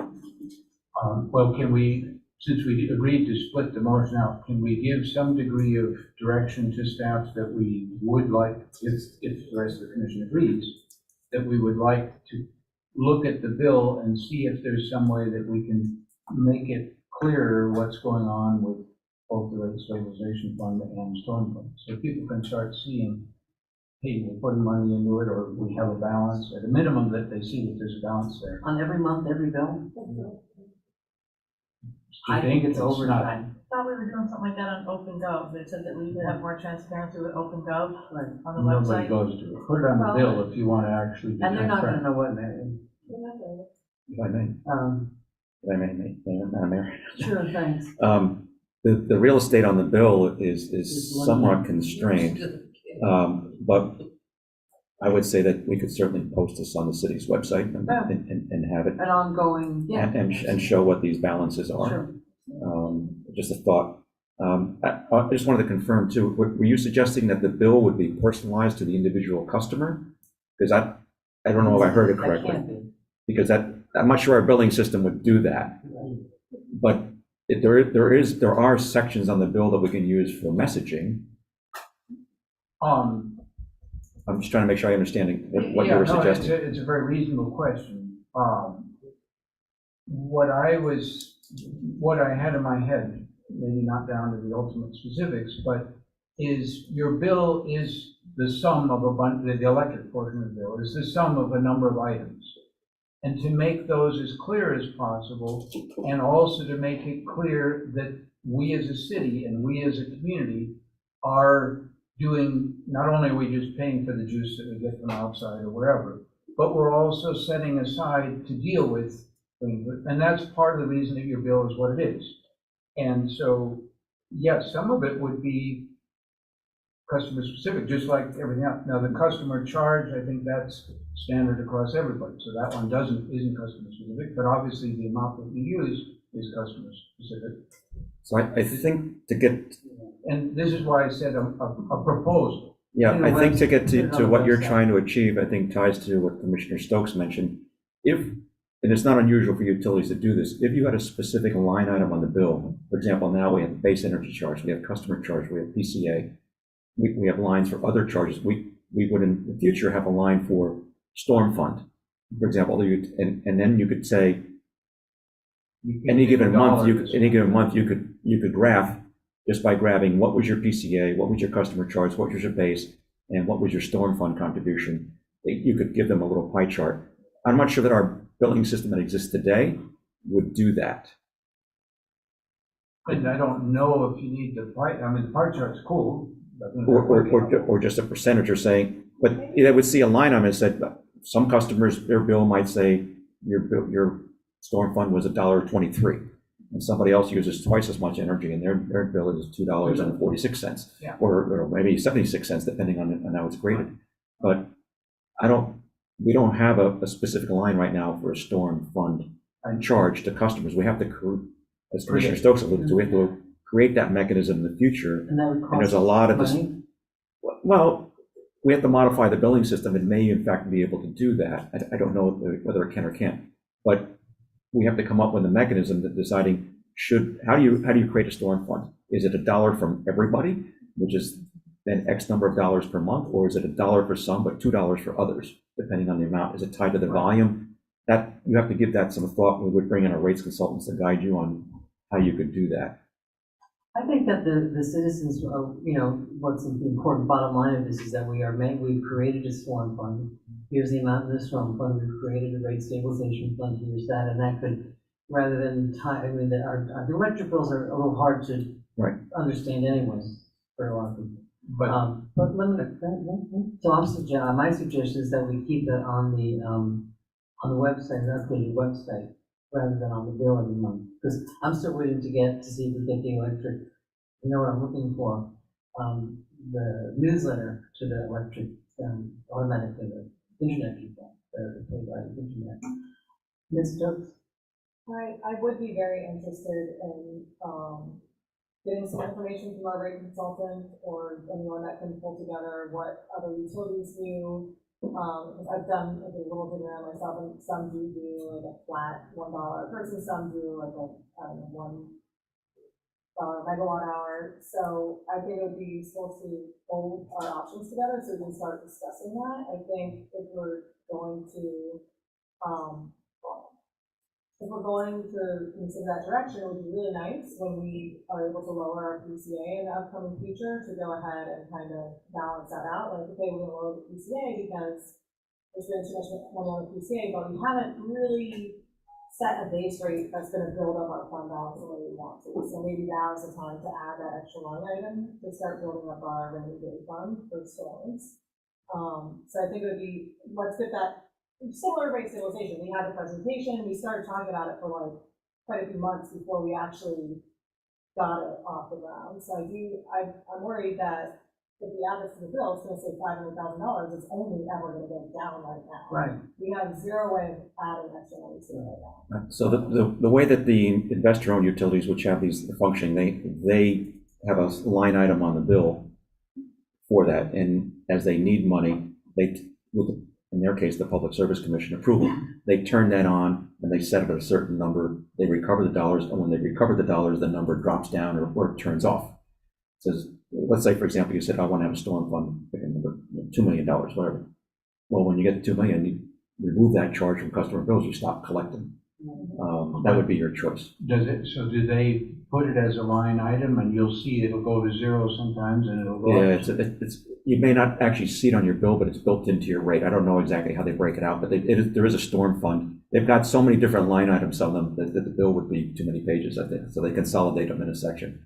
But they do turn it on and turn it off with the approval of the commission. It was useful with the rate stabilization fund, because they showed other similar utilities in Florida, and then like actual numbers, like 10% minimum, 25% maximum. And here's how that would apply to your utility. Your target should be about $3 million. And like, so right now, I have no idea what our target number should be for a storm fund. We have 500,000, so we put it in. It will not last for very long, maybe a whole other year, if we don't we need to kind of know what our goal is that we're aiming for. So I'd love to have something similar put together for us as a presentation of what do other utilities do, given our maybe historical data of what would be a really not too aggressive amount of money, but something comfortable to aim towards.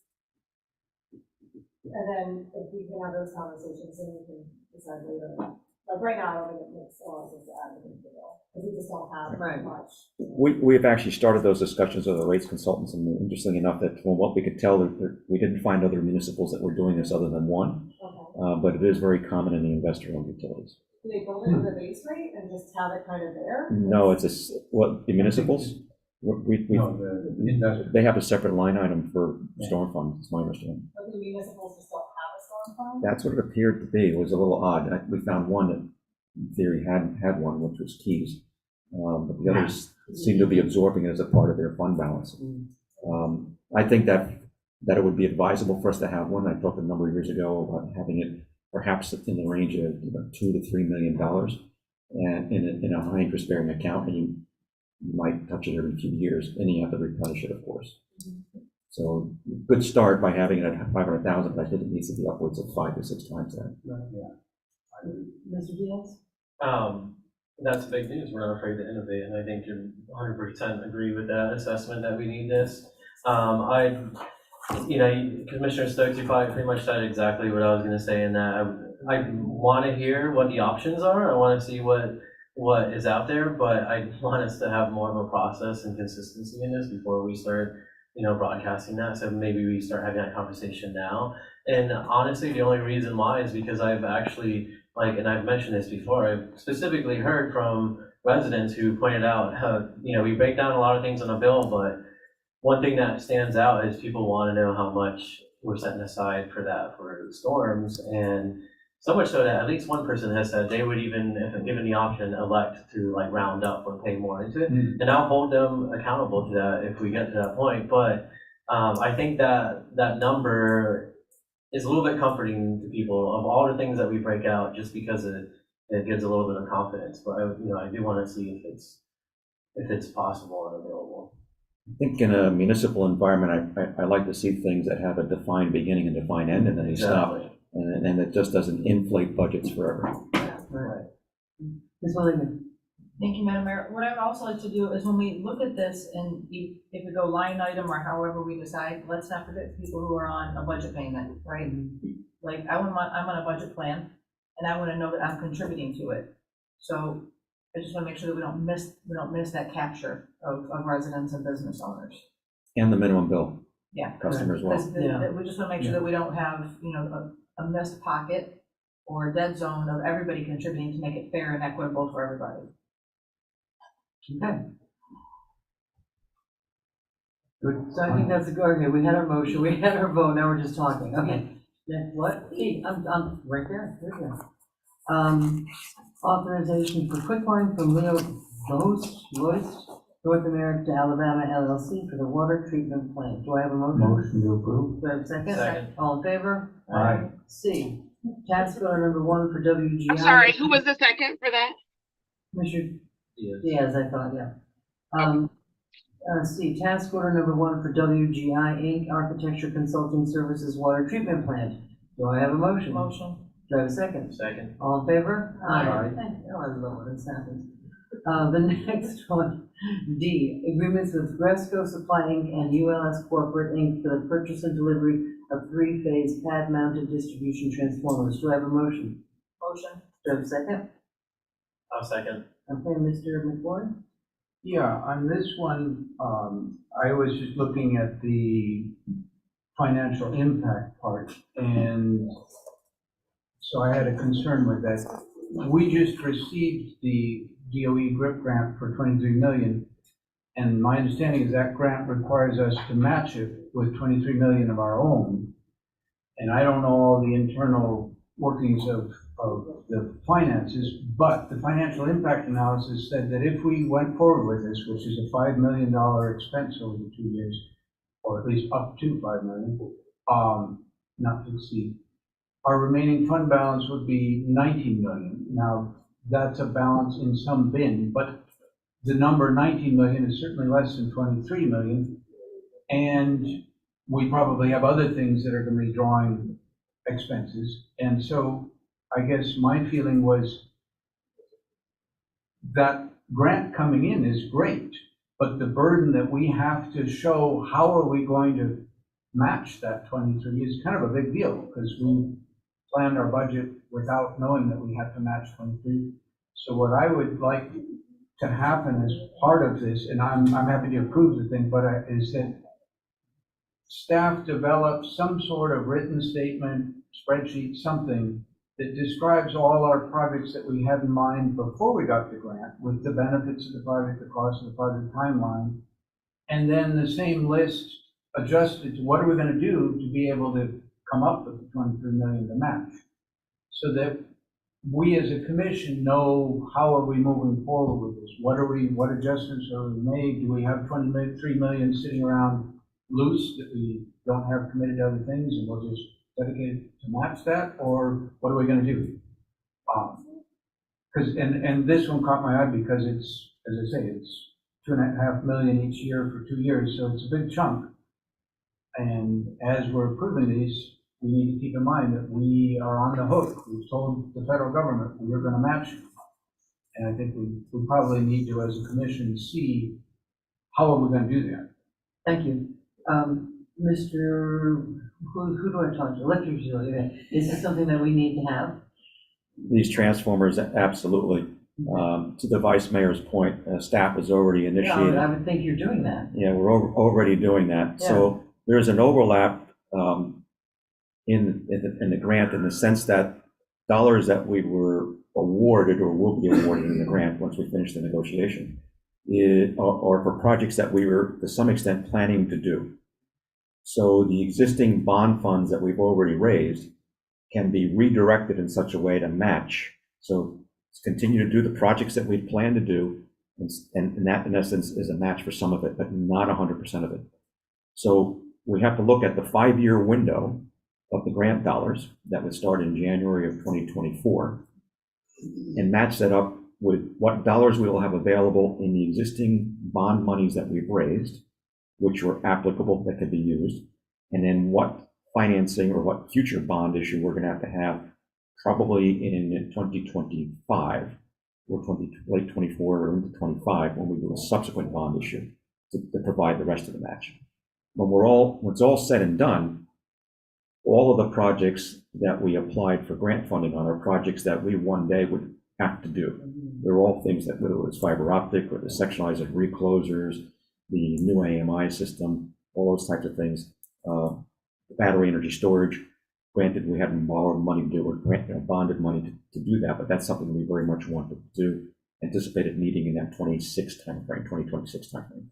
So we're building that ladder, if you will, of which projects are we going to do now and have a match for, which projects will require a future bond issue, so we do have the match for. That we're laying all of it out. Sure. And that makes sense, and it makes sense that some of the things that we have as projects that we were planning to do anyhow would count as a match to the grant. Right. On the other hand, the grant does make some commitments. It was a grant from the innovation part of DOE, and they're looking overall, their thing is decarbonization. So we have not only a financial match, but we also, in what we do, we have to match the things that the project that we've received the 23 million. Exactly, yeah. So that's why I'm saying some sort of listing out of what each project does, and we put it on paper, and that, you know, we as a commission, DOE, whoever, can look at it and say, hey, yeah, that counts economically or financially, and it counts in terms of content of what we're in the process of assembling that. And some of these are projects that we currently have underway. So we don't want to stop a critical project, just to make it extreme. I wouldn't want to stop work on the new 6th Avenue South substation because I would need those dollars to do battery energy storage in 2026. That's a trade-off that we're not going to suggest. But large portions of the 6th Avenue South hard substation project and the hardening and reinforcing of those circuits that come out of there is covered under the grant, under the reclosers and the sectionalizers portion of it, right? And of course, the fiber optic for communications. The battery energy storage is one where we could make the argument that that's going to need our match probably in the 2026 timeframe, which is when we would expect to have all that additional solar deliveries into our system, which would benefit from having the ability to store and then release overnight, which would take an even bigger leap in our carbon reductions than we had planned under our current processes.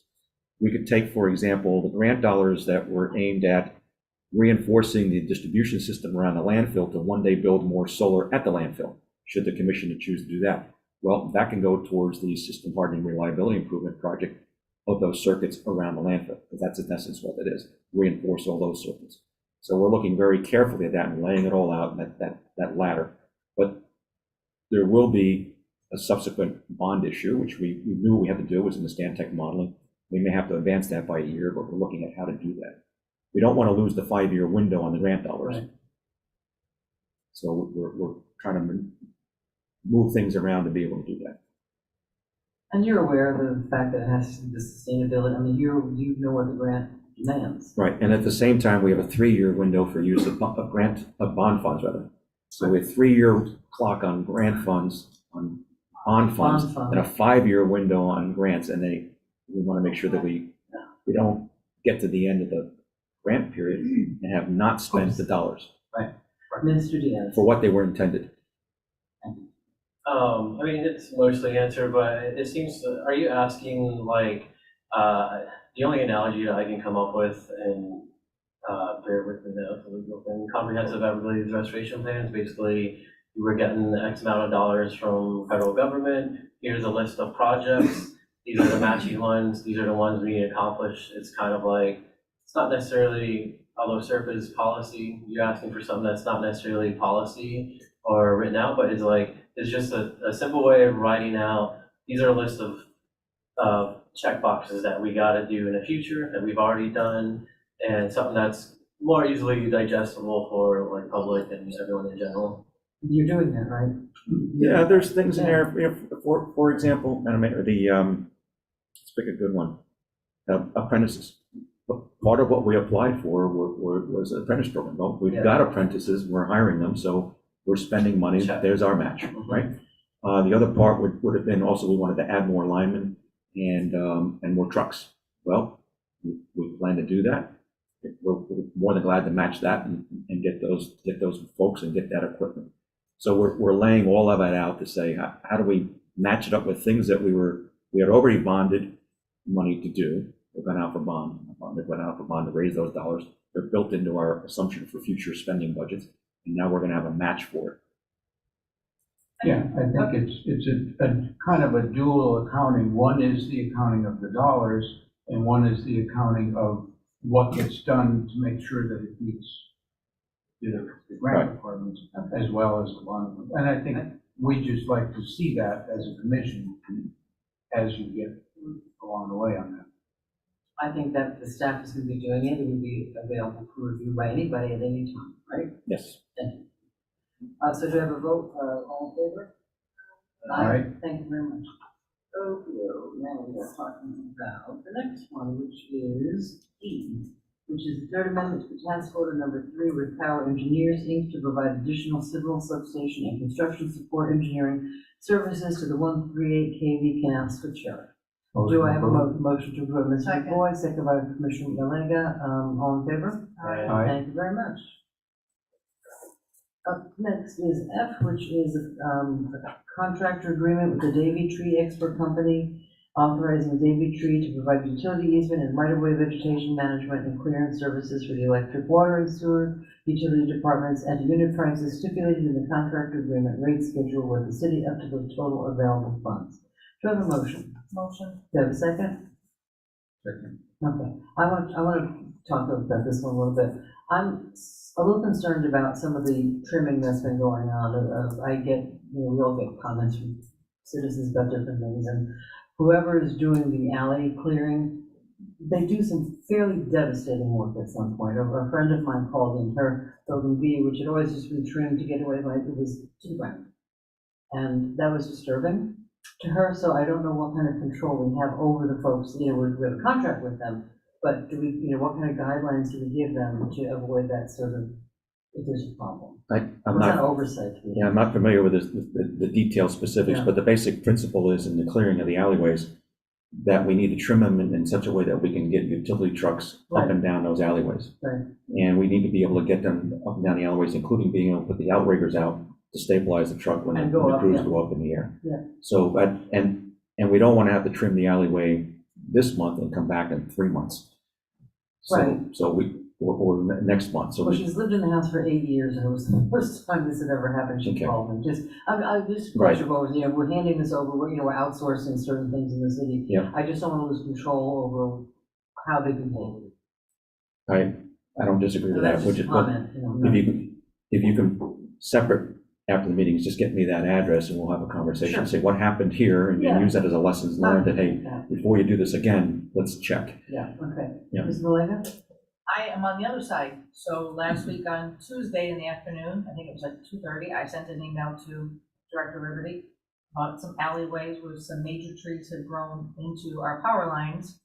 And 3 hours later, when I leave, one of your superior supervisors was already out there. And within an hour, Davy Trees was out there taking care of it, because I kept, during the big storms, I'm like, oh my God, if this takes down this whole area, we're gonna have trouble. So on the other hand, I experienced something positive.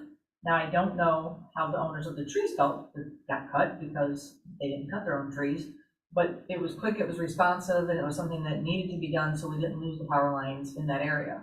So, but I understand what you're Yeah, saying. no question, this is service we need to have, Right. I'm not suggesting that. But I'm just wondering is it protocol that a supervisor goes out to those sites, like somebody from the electric utility, or do we sometimes probably just not. send Davy straight out Yeah. and let them eyeball it and say, let's take that down?